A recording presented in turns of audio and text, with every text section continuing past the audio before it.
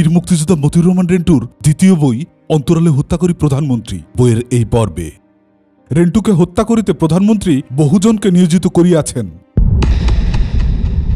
রেন্টু কহিল, প্রধানমন্ত্রী আমাকে জেলে না লইয়া সত্যি মারিয়া ফেলিবেন? প্রধানমন্ত্রী হইবার কালে শেখ হাসিনা নাগরিক রক্ষা করিবার, সংবিধান রক্ষা করিবার, আইন অনুযায়ী সকলের প্রতি আচরণ করিবার যতই শপথ লইয়া থাকুক না কেন, তাহার প্রকৃত চরিত্র তো রেন্টুর জানিবার বাকি ছিল না। শেখ হাসিনার স্বরূপ আর যাই হোক, রেন্টুর তো চিনবার বুঝবার বাকি ছিল না। তাহা হইলেও কেন রেন্টু আমার ফাঁসি চাই এমন বই লিখিতে গেল?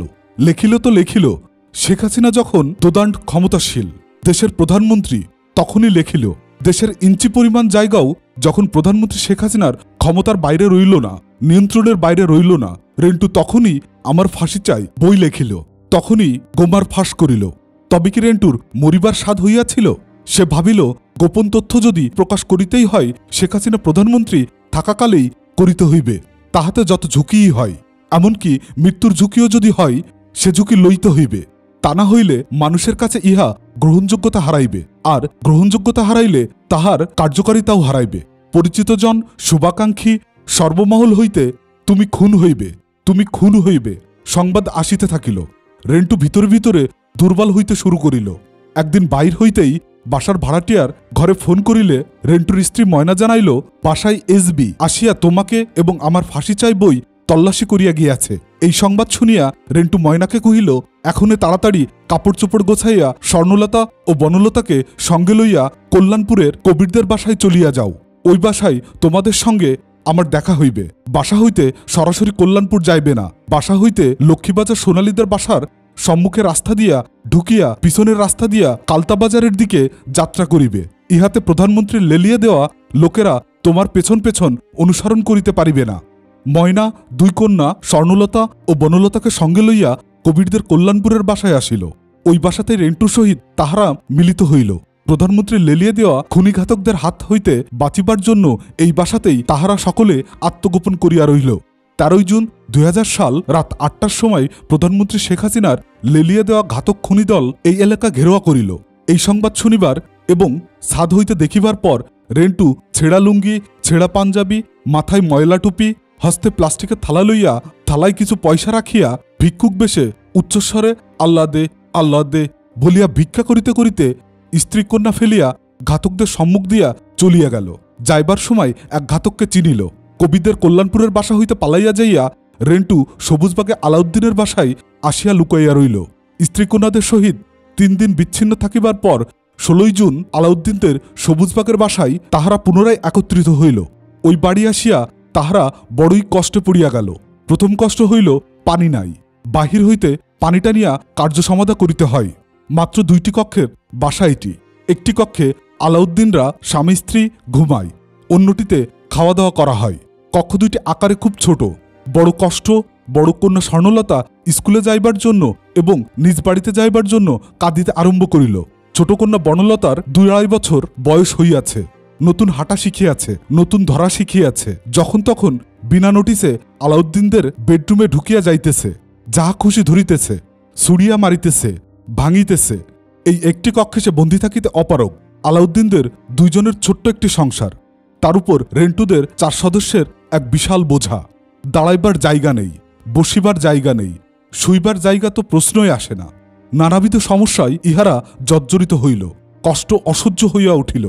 19 জুন 2000 সকালবেলা রেন্টুর মাতার অসুস্থ হওয়ার সংবাদ আসিল। রেন্টু ময়না যুক্তি করিল, ময়না কন্যা 2টা লইয়া বাড়ির মেইন গেটে সিঁড়িতে উঠিবার কেচি গেটে, 3 তলায় কেচি গেটে এবং 4 তলায় গ্রিলের গেটে সর্বক্ষণ তালা লাগিয়ে বাড়ির ভিতরে লুকাইয়া থাকিবে। শেখ হাসিনা যতদিন প্রধানমন্ত্রী থাকিবে ততদিন বাহির হইবে না, আর রেন্টু অসুস্থ মাতাকে একবার দেখিয়া পালাইয়া যাইবে। ইহাই ঠিক হইল। আজ রাত 11টার পর যাইয়া হঠাৎ করিয়া দ্রুত বাসার ভিতরে ঢুকিয়া যাইতে হইবে, যাহাতে লোকচক্ষুর বাইরে থাকা যায়। তাই রাত 11টার নির্জন সময়ে বাড়িতে যাইতে হইবে। আল্লাহর মহিমার অন্ত নাই। ক্ষুদ্র একটি প্রজাপতির গায়ে তাহার শত সহস্র মহিমা প্রকাশ পাইতেছে। একটি পতঙ্গের ক্ষুদ্র পালকে তাহার শিল্পকার্য বিভাসিত হইতেছে। একটি শিশির কণাতেও তাহার সমস্ত করুণা প্রকাশ পাইতেছে। তাহার সৃষ্টি জগতে তাহারই করুণা সাক্ষী দিতেছে। আমরা তাহা বুঝিয়াও বুঝিতেছি না। মহান সৃষ্টিকর্তার ক্ষমতাকে ভয় করিতেছি না।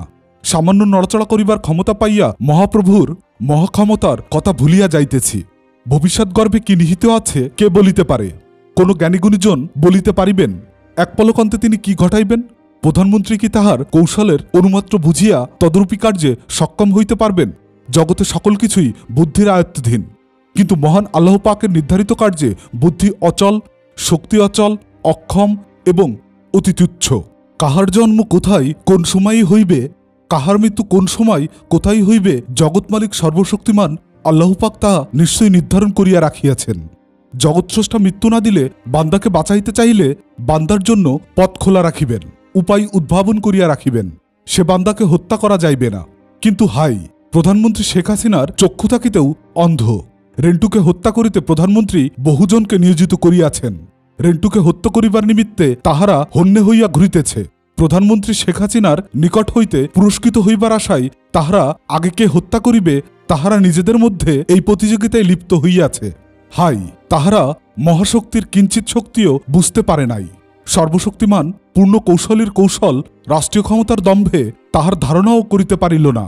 প্রধানমন্ত্রীর অস্ত্রধারী হত্যাকারীরা হত্যান্বেষায় চতুর্দিকে কিলবিল করিতে লাগিল। সরকারি প্রশাসনের পুলিশ, এসবি, এনএসআই এর লোকেরা অবৈধ অস্ত্রধারী খুনিদের সহযোগিতার ভূমিকায় নামিয়াছে। কিন্তু আল্লাহ পাকের ইচ্ছা অলঙ্ঘনীয়, বাক্য অব্যর্থ। প্রধানমন্ত্রীর আদেশ পাইয়া পুরস্কৃত হইবার ঘোষণা পাইয়া হত্যাকারী খুনিরা বাদানুবাদ শুরু করিল। অতিদর্পে বলিতে লাগিল, আমি হত্যা করিতে পারিব, আর কেহ পারিবে না। কেহ বলিল, আমি গুলি করিয়া রেন্টুর মাথা চূর্ণ বিচূর্ণ করিয়া দিব। অন্যজন কহিল, আমি রেন্টুর বক্ষ ঝাঁঝরা করিয়া দিব, পুরস্কার আমিই লইব, আর কেহ পাইবে না। রাত্রি 11:30, 19 জুন 2000 সাল। রজনীঘোর অন্ধকার। স্কুটারে করিয়া রেন্টু, ময়না, স্বর্ণলতা ও বনলতা বাসার গেটে নামিয়া দ্রুতগতিতে ভিতরে ঢুকিয়া পড়িল। বাড়ির দারোয়ান কাসেম কহিল, ভাই, দলে দলে যুবক আসিয়া আমাকে ধমকাইতেছে আর জিজ্ঞাসা করিতেছে আপনি কখন বাসায় থাকেন, কখন বাসা হইতে বাইর হন, কখন বাসায় ফিরে আসেন ইত্যাদি। তাহারা কে জানিতে চাইলে আমার কান ধরিয়া তাহারা আমাকে চড়চাপটাঘাত করিতেছে।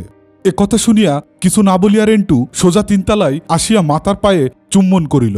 মাতা শয্যা হইতে উঠিয়া পুত্রের মাথায় হাত বুলিয়া দোয়া করিলেন। রুমে যাইয়া রেন্টু ময়নাকে ঘরের বাতি জ্বালাতে নিষেধ করিল। বাতি জ্বালাইলে বাহির হইতে লোকেরা বুঝিয়া ফেলিবে রেন্টু আসিয়াছে। ঘরে আলো জ্বালানো হইল না।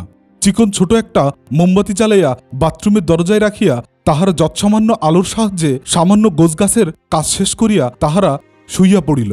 অনেকদিন ধরিয়া নিজ গৃহে নিজ পালঙে ঘুমাই না, আজ এখানে শুইয়া তৃপ্তি পাইতে লাগিল। রেন্টু ময়নাকে কহিল, দেখিয়াছ মা আমাদিগকে দেখিয়া কেমন সুস্থ হইয়া উঠিল। আসলে মার অসুস্থতা আমরাই। আমাদের চিন্তায় মা অসুস্থ হইয়া পড়েন। আগামীকাল সারাদিন বিশ্রাম লইব এবং রাত্রি গভীর হইলে তোমাদিগকে রাখিয়া আমি একা চলিয়া যাইব। তুমি বাড়ির সমস্ত গেটগুলো সকল সময়ে তালাবন্ধ রাখিবে ইত্যাদি নানা কথা বলিতে বলিতে তাহারা ঘুমাইয়া পড়িল। ইহা ঘুম নহে, ক্লান্তে দেহটাকে বিছানায় এলিয়া রাখিয়া চোখ বন্ধ করিয়া রইল। ঘুম বলিতে যাহা বুঝাই ইহা তাহা নয়। মাথার ভিতর নানান শঙ্কা, নানান দুশ্চিন্তা, নানান কথা, নানান প্রশ্ন বিড়বিড় করিতে লাগিল। মনের গভীর হৃদয়ের তনিতে কি যেন এক আসনি সংকেত বাজিতে লাগিল। বিপদ অতিসন্ন হইলে হৃদয়তন্দ্রিমতে এই সংকেত সকলেরই বাজিতে থাকে। কেহ ইহা বুঝিতে পারে, কেহ বুঝিতে পারে না। রেন্টু এখনে ইহা স্পষ্ট বুঝিতে পারিতেছে। তাহার মনন জগতে জানান দিতেছে প্রধানমন্ত্রী নিয়োজিত খুনিঘাতকেরা তাহাকে হত্যা করিবার জন্য ঘিরিয়া ফেলিয়াছে। রাত্রি পোহালেই মসজিদে ফজরের আজানের ধ্বনি হইল। রেন্টু শয্যা ছাড়িয়া নামাজ আদায় করিয়া পুনরায় বিছানায় শুইয়া রইল। সময় তখন ভোর 5:30।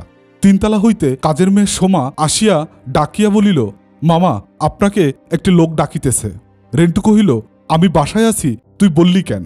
কে এই লোক? কোথা থেকে আসিয়াছে? সোমা কহিল, জানি না। রেন্টু সিঁড়ির কাছে আসিয়া দেখিল আগন্তুক যুবকটি তাহার মাতাকে বলিতেছে, আমি ধানমন্ডির মধু। ততক্ষণে রেন্টু আগন্তুক যুবকের চেহারা দেখিয়া বলিল, ও তুমি?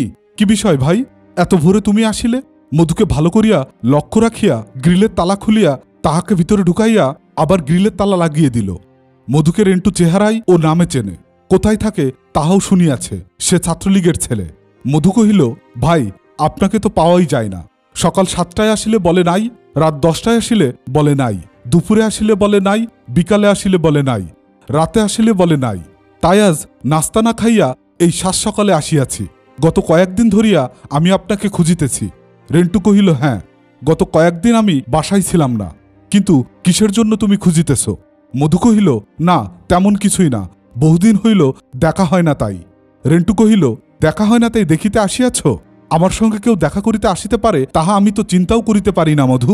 দয়াময় পরম দয়ালু আল্লাহ পাকের কি ইচ্ছা তাহা তিনিই ভালো জানেন। অতীতে অনেকেই রেন্টুর সহিত দেখা করিতে আসিত এবং ঘণ্টার পর ঘণ্টা তনাই ইহা রেন্টুর কথা শুনিত। মধুর এখানে আসাটা রেন্টু সহজ করিয়া না লইলেও কঠিন করিয়া লইল না।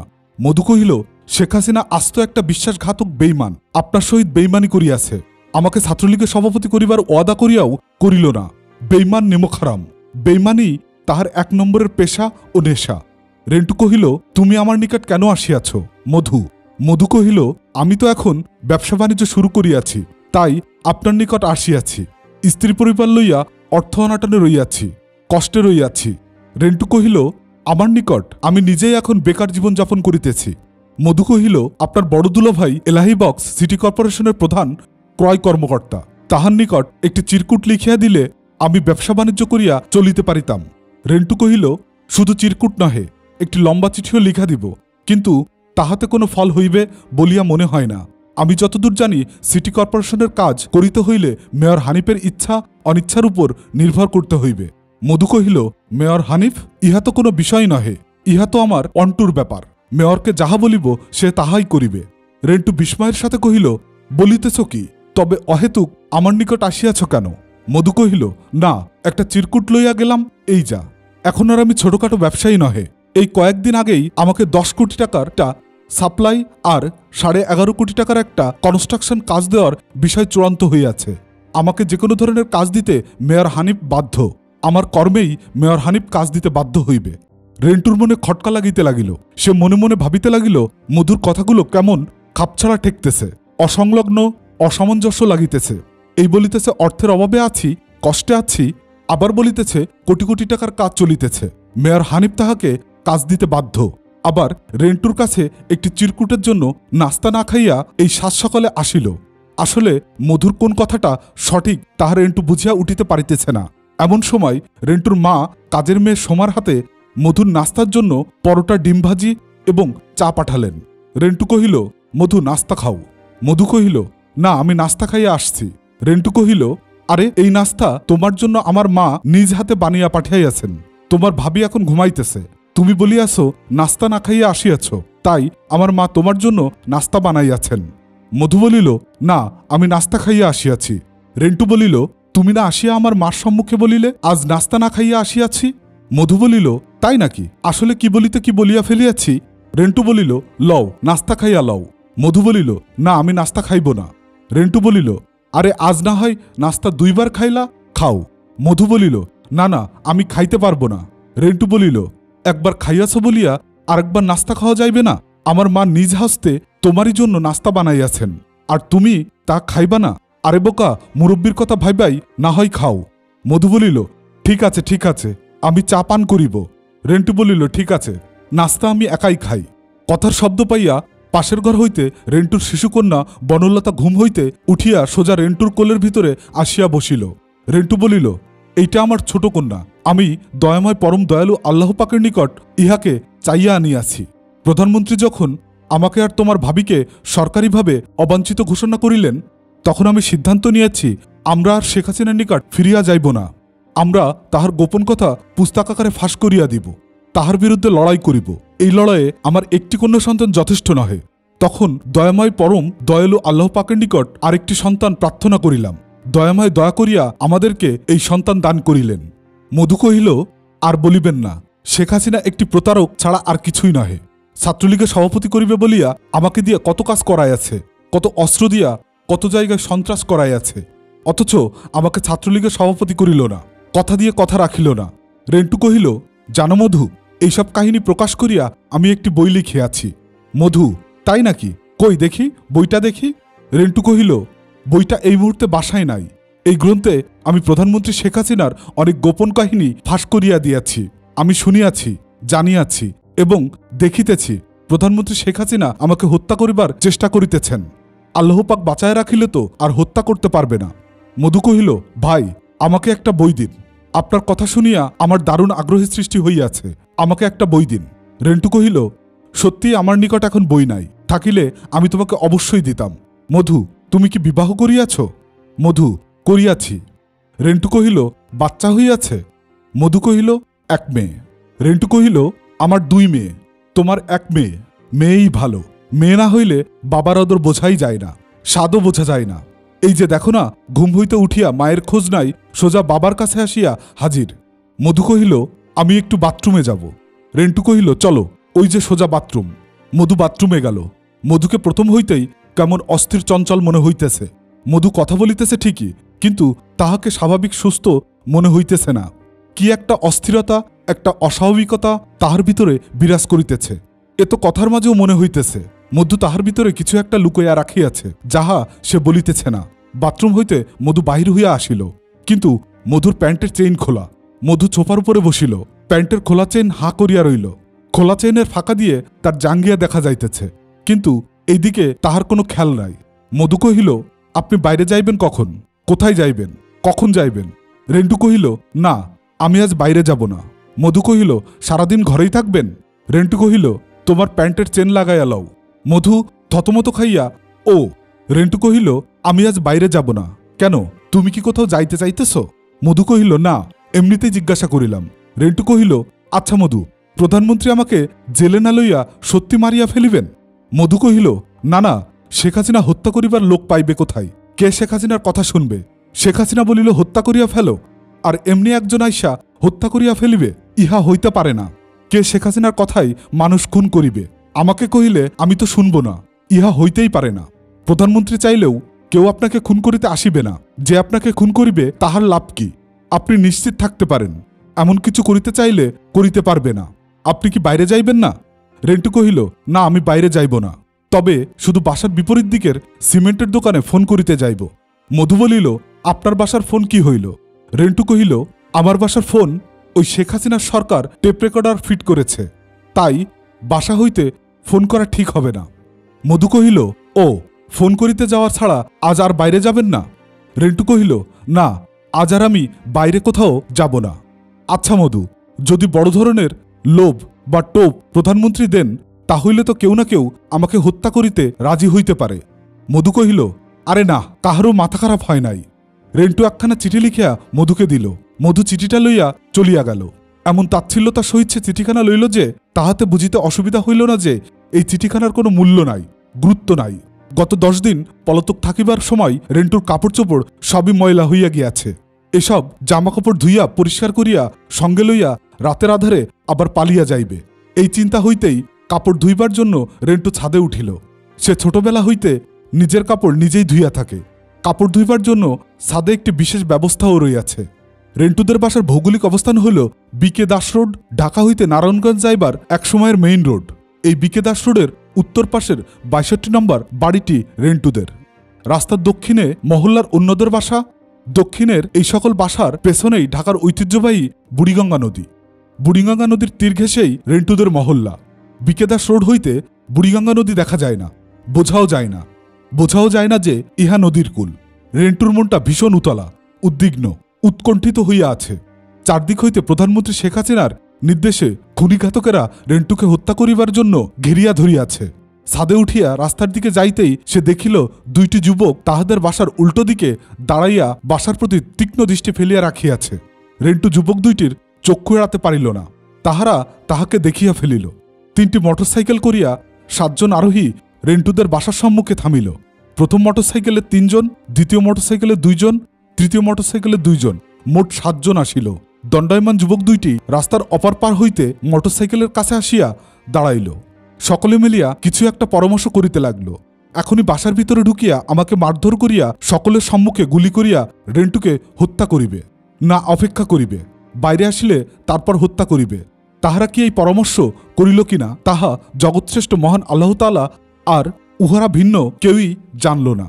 রেন্টু চক্ষু অন্যদিকে ঘুরিয়া পুনরায় ওই স্থানে ফিরাইলেই দেখিল উক্ত স্থানে কেউই নাই, সকলেই উদাহ। তাহারা গেল কোথায়? এদিক ওদিক তাকাইল, না, কোথাও তাহাদের ছায়াও দেখা গেল না। মনের গভীরে আরো তোলপাড় সৃষ্টি হইল। রেন্টু প্রায় 2 ঘণ্টা ধরিয়া কাপড় ধুইল, গোসল করিল। তারপর 4 তলায় জোহরের নামাজ পড়িয়া 3 তলায় মায়ের কাছে বসিয়া দুপুরের খাবার খাইয়া মাকে বলিল, মা, আমি ভুলুদের দোকান হইতে একটা জরুরি ফোন করিয়া আসিতেছি। সূর্যদেব পূর্ব দিগন্ত হইতে দক্ষিণ কোণ ঘুরিয়ে পশ্চিম দিগন্তে হেলিতেছে। রেন্টু নিচতলায় নামিয়া গেটের ভিতরে তাকিয়া কেবল মাথা বাহির করিয়া প্রথমেই পশ্চিমে, তারপর পূর্বে, শেষে দক্ষিণে খুব ভালো করিয়া দেখিয়া বাইরে আসিয়া পুনরায় দেখিল। না, কাউকেও দেখা গেল না। তবে কি ইহা মনের ভুল? হইতে পারে। খুব ভালো করিয়া দেখা সত্ত্বেও কোনো খুনিকে চক্কে পড়িল না। রেন্টু রাস্তা পার হইয়া 9 নম্বর বিকে দাস রোডে মিনা ট্রেডার্স ভলুদের সিমেন্টের দোকানে প্রবেশ করিল। কবি আব্দুল হাই শিকদারের সহিত রেন্টুর কথা হইয়াছিল। তিনি একটি দৈনিক পত্রিকার ধারাবাহিকভাবে আমার ফাঁসি চাই গ্রন্থটি ছাপিবার ব্যবস্থা করিয়া দিবেন। রেন্টু ভাবিতেছে তাহার আর সময় নাই। যত দ্রুত সম্ভব আমার ফাঁসি চাই বইটির বিষয়বস্তু মানুষের কাছে পৌঁছে দেওয়া যায়, ততই দেশ ও জাতির কল্যাণ। তাহার জীবন নির্বাপিত হইতে আর বেশি সময় বাকি নাই। টেলিফোন উঠাইয়া ডায়াল করিলে অপর প্রান্ত হইতে আব্দুল হাই শিকদার ধরিতেই রেন্টু আসসালামু আলাইকুম বলিয়া কহিল, ছোটবেলায় বেঙ্গলি টু ইংলিশ পড়েছিলাম। ডাক্তার আসিবার পূর্বেই রোগী মারা গিয়াছিল।